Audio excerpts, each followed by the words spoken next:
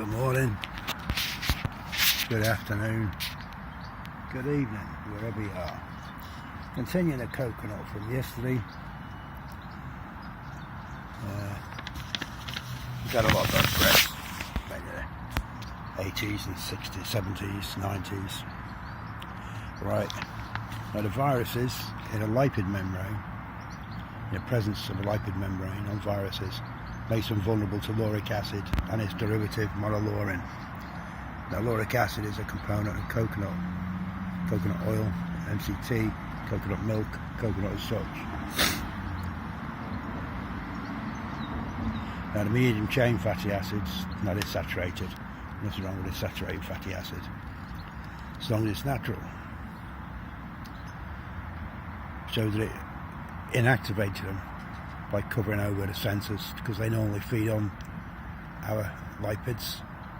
But when you introduce lauric acid and then it converts to monolaurin, then that covers them and them inactivated in both animal and human milk.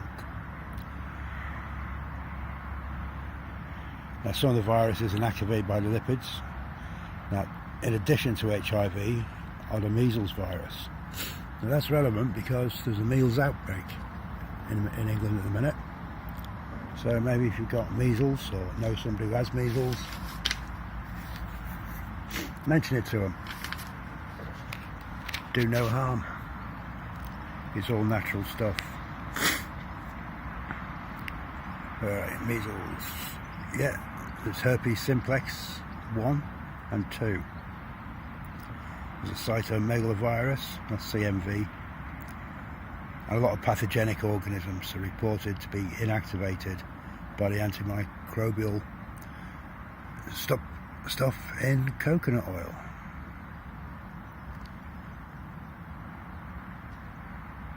Now, a concurrent infection with cytomegalovirus is recognised as a serious complication for HIV positive people. That was Macallan, about 1993. Although nobody seems to have investigated the practical aspects and potential benefits for HIV infected individuals, so there doesn't seem to be any support regimen here, only manufactured medication. However, that may change, so it would be helpful to investigate the practical aspects and potential benefit of a nutritional support regimen.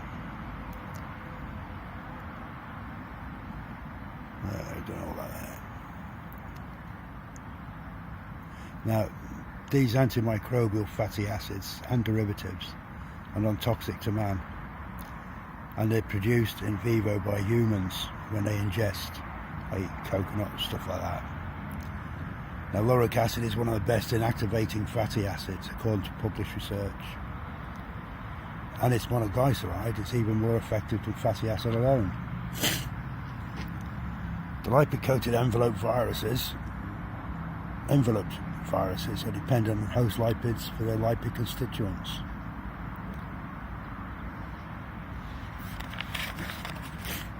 Now,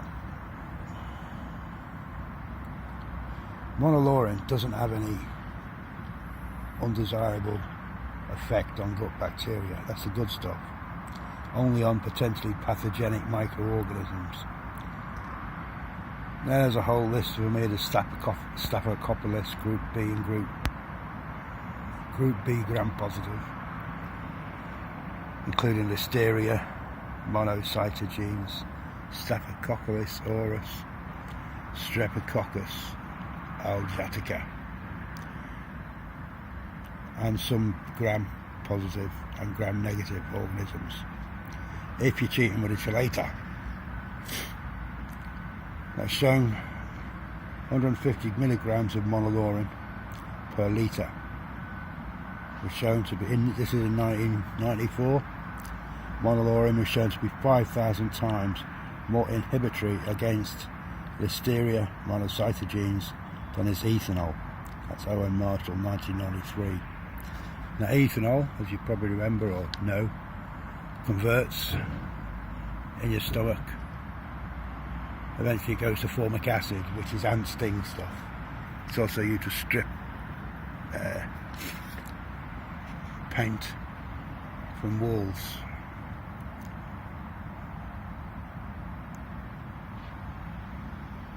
Now there's a decreased production of toxic shock syndrome when you take that.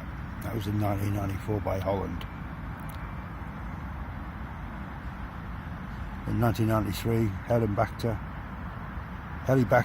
pylori was rapidly inactivated by medium chain monoglycerides and lauric acid. There seems to be no resistance to them.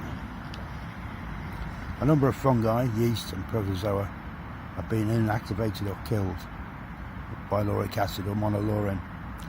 The fungal includes several species of ringworm, that's Isaacs in 91.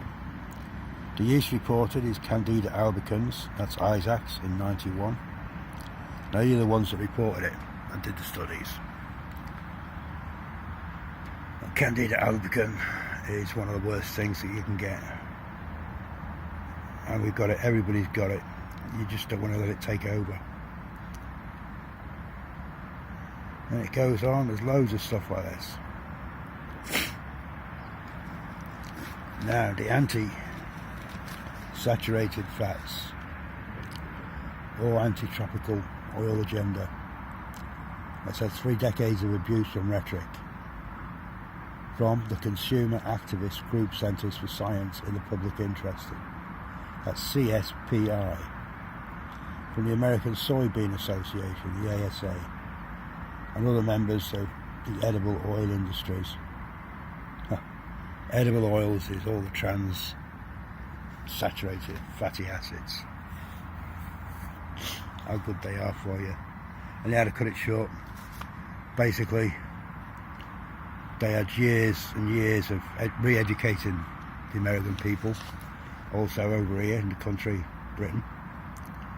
Now, when they're re-educating, people will listen because they use rhetoric.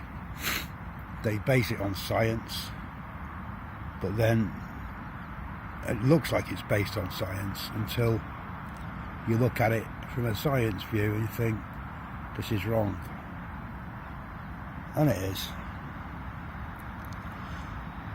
Now, coconut oil, over 4 decades, there's research into the diet and heart disease is quite clear. Now, coconut oil is beneficial combating and reducing risk factors in heart disease. And as going on in 1988, should it be used to treat or prevent coronary heart disease? There's a lot of literature on that and you can read it yourself. Yes, so much. And yeah, the main thing is coconut oil, way better than margarine, which is trans-saturated fat. No matter what they call it these days, margarine's all the same. It's all the healthy stuff boiled to a pulp, literally. Comes out a sickly grey. Then they add stuff to put the colour back in and take away the disgusting taste. And yeah, that's it for today. Nice and short. I'm sorry about the length of yesterday's. It was a bit long. The sun got in my eyes. Have a good day. Bye.